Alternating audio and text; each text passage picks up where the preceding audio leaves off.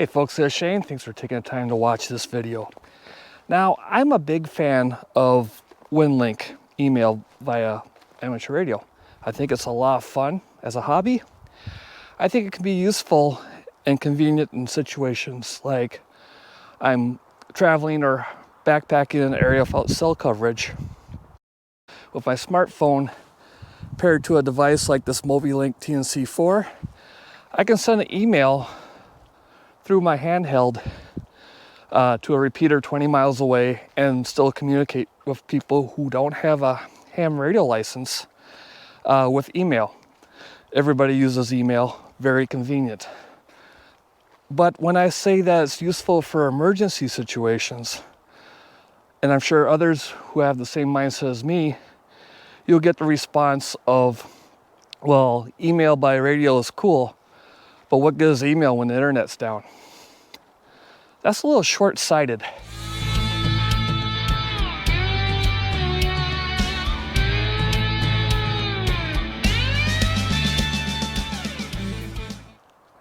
All right, so I'm sure others have had the same conversation I've had with other hams when I say that Winlink is great for emergency situations. Their response is, like I said in the intro, a little short-sighted when they say, email is great from radio, but what does it do when the internet's down? Well, you gotta remember that the internet, at least in my time and experience, has never been really completely down. And I mean in the last 20 years when things have exploded as far as technology goes. As far as my memory goes, in the modern era of the internet, I don't recall when the internet was down worldwide. I don't recall when it was ever down nationwide, here in the United States where I live, or statewide, or region-wide, or county-wide. It goes out every once in a while locally and in small regional areas, but not all over, right? And let's take a situation that could happen very easily where I live, a tornado. A tornado will rip through a town.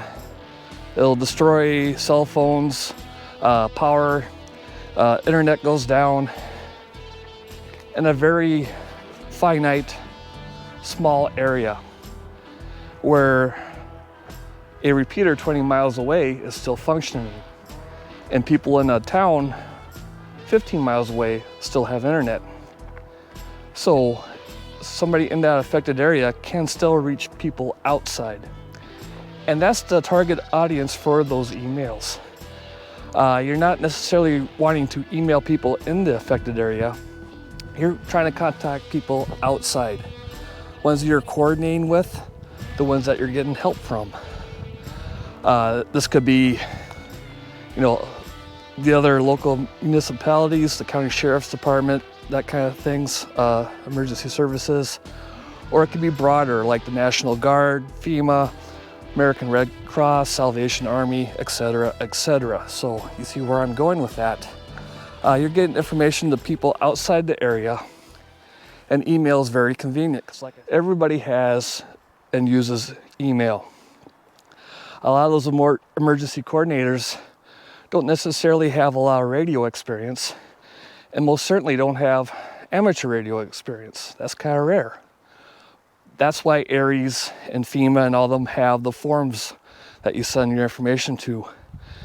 Typically, on the voice side of things, you'll have an area net, and net control or somebody there will be writing that information down and then emailing it or faxing it or carrier pigeon, what have you.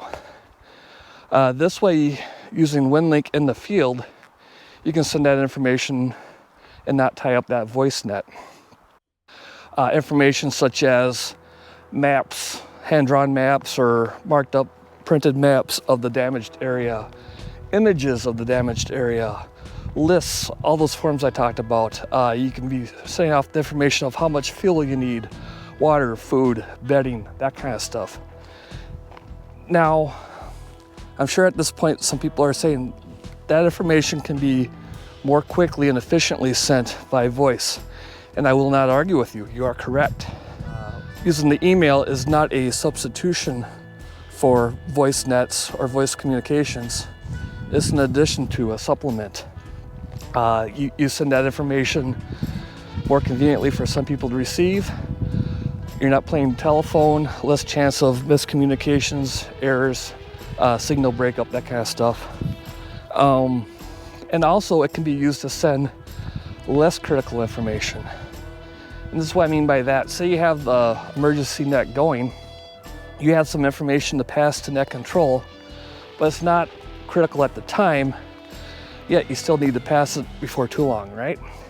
Before you forget or it becomes outdated. While net control is handling more critical information, you can send net control or the assistant or whoever an email with that information. That way you're being more efficient with the net and that information still gets across, makes life easier. That's just an example. All right, so I used the disaster example as a hurricane. This obviously can get scaled up for earthquakes, hurricanes, tsunamis, what have you, and other type of disasters. The larger the area, you may not be sending that information by packet to a repeater 20 miles away, but you can be sending it via VARA or what have you through HF with a NVIS antenna for 80 meters, 40 meters, and send that email instead of 20 miles away, 400 miles away. So hopefully that, and again, this is just me talking off the cuff. I'm not an expert on emergency communications, but that's the way I see it and what my experience level suggests. So I just want to say that for those people who argue what good is email when the internet is down, you need to keep in mind where the internet is down and who you're trying to email. So with that, thanks for watching. Catch you on the next one. 73.